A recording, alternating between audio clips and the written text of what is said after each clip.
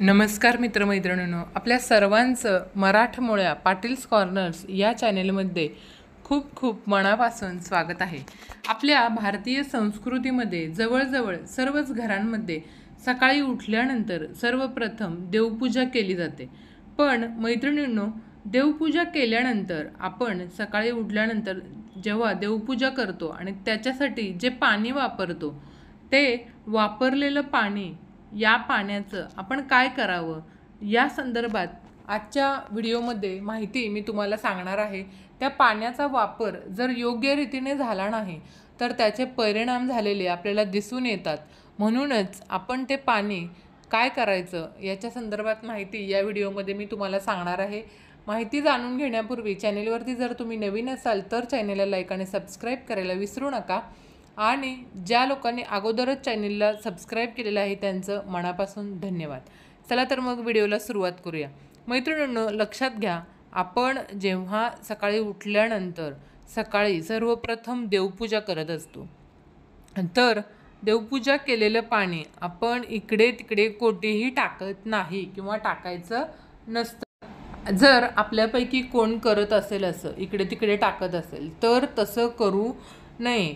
तर रोज सकाळी उठल्यावर आपल्याद्वारे केलेली जी काही ईश्वर सेवा आहे ती अतिशय महत्त्वाची अशी मानली जाते। मैत्रिणींनो, सकाळच्या वेळेला आपण देवघर काय करतो, सर्वप्रथम स्वच्छ धुवून घेतो किंवा स्वच्छ करतो आणि त्याच्यानंतर देवी देवतांना स्नान घालतो। मग आपल्या घरामध्ये आपल्या कुलदेवतेचा टाक असू देत किंवा मूर्त्या असू देत, सर्व देवतांना आपण सर्वप्रथम स्नान घालत असतो बघा।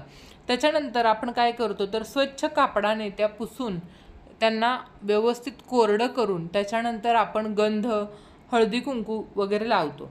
पुन्हा त्यांची स्थापना देवघरामध्ये करत असतो, त्या ठिकाणी करत असतो। त्यामुळे आपल्या देवघरातील वातावरण कसं होतं, प्रसन्न होतं आणि आपल्या घरामध्येही वातावरण प्रसन्न राहतं।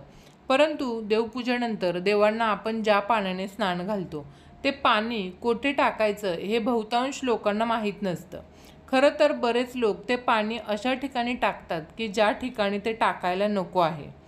म्हणजे काय मैत्रिणींनो, आपण या देवपूजा केल्यानंतर जे काही उरलेलं पाणी आहे ते आपल्यापैकी बरेच लोक तुळशीच्या कुंडीमध्ये टाकतात किंवा ओततात। तर आपण हे पाणी तुळशीच्या मुळांशी चुकूनही ओतायचं नाही। तर काय करायचं, कारण शास्त्रामध्ये का टाकलं जात नाही तुळशीला पाणी, तर शास्त्रामध्ये सांगितलेलं आहे की तुळशीला शुद्धतेचं आणि मांगल्यतेचं प्रतीक शास्त्रामध्ये मांडलं गेलेलं आहे। देवांना स्नान घातल्यानंतर ते पाणी घराच्या मुख्य दरवाजाच्या आजूबाजूला किंवा दाराच्या उंबऱ्यामध्ये देखील आपण टाकायचं नाही। काही लोक तिथे सुद्धा टाकतात, तर तिथे सुद्धा आपण हे पाणी टाकायचं नाही। किंवा काही लोक काय चूक करतात बघा, या जे काही पाणी आहे ना त्या पाण्याने आपल्या दारामध्ये सडा देखील घालतात। असं अजिबात करायचं नाही आहे, कारण पूजेनंतर उरलेलं पाणी ही कोणाच्याही पायाशी येणार नाही याची आपल्याला काळजी घ्यायला हवी। मैत्रिणींनो, मग तुम्हाला सर्वांना आता असा प्रश्न पडला असेल की पूजेनंतर उरलेलं पाणी नेमकं मग टाकायचं तरी कुठे आपण, तर यासाठी अतिशय साधा आणि सरळ उपाय आहे।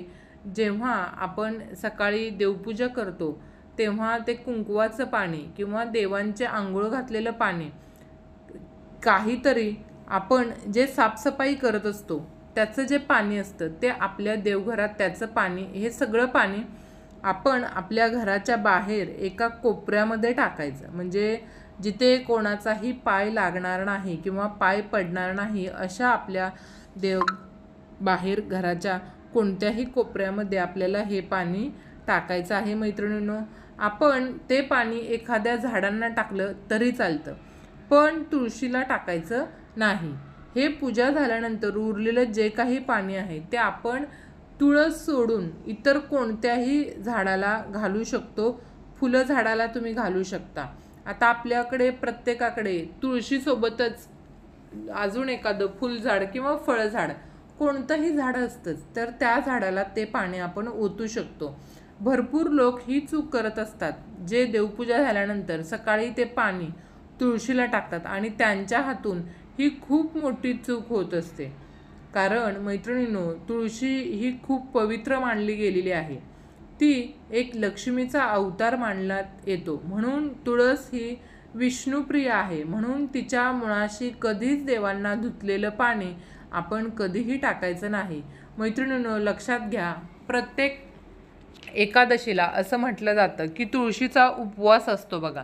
म्हणून आपल्यापैकी बरेच लोक एकादशी दिवशी तुळशीला पाणी घालत असतील तर तसं करायचं नाही आहे. कारण तुळशीचा एकादशी दिवशी उपवास असतो. म्हणून त्या दिवशी आपण तुळशीला पाणीसुद्धा घालायचं नसतं. आता मैत्रिणींनो, आपण आता कोणत्याही फुलझाडाला हे पाणी घालू शकतो, ओतू शकतो, जे आपण देवपूजेमध्ये वापरलेलं असेल, किंवा आपल्या घराच्या आजूबाजूला मोकळ्या जागेमध्ये सुद्धा आपण हे पाणी ओतू शकतो. फक्त आपण एवढंच गोष्ट लक्षात ठेवायची आहे की ते म्हणजे पाण्यावर चुकूनही कोणत्याही माणसाचा किंवा कोणत्याही प्राण्याचा पाय पडता कामा नये. थोडक्यात काय तर पूजेचे पाणी कोणाच्याही पायाखाली जाईल अशा ठिकाणी ते आपण टाकायचं नाही. तुळशी मातेला पवित्र असं मानण्यात येतं. आपण ही चूक करून बसतो की जे देवांना आंघोळ घातलेलं पाणी असतं ते पाणीच आपण तुळशीला घालतो. यामुळे तुळशीचा अपमान होऊ शकतो. म्हणून आपण कितीही देवपूजा पूजापाठ करतो तरीही आपल्या घरामध्ये सतत दोष किंवा अशांतत्व वातावरण असं राहतं. म्हणून ही चूक तुम्हीही आजपासून जर करत असाल तर ही चूक करणं तुम्ही नक्कीच टाळू शकता मैत्रिणींनो. तर आजची ही माहिती तुम्हाला आवडली असेल अशी अपेक्षा करते. आणि जर आवडली असेल तर चॅनलला लाईक आणि सबस्क्राईब करायला विसरू नका. आणि तुमच्या मित्रमैत्रिणींनासुद्धा हा व्हिडिओ नक्की शेअर करा. भेटूयात अशाच नवनवीन माहितीपूर्ण पुढच्या व्हिडिओमध्ये. तोपर्यंत धन्यवाद. श्री स्वामी समर्थ. जय जय स्वामी समर्थ.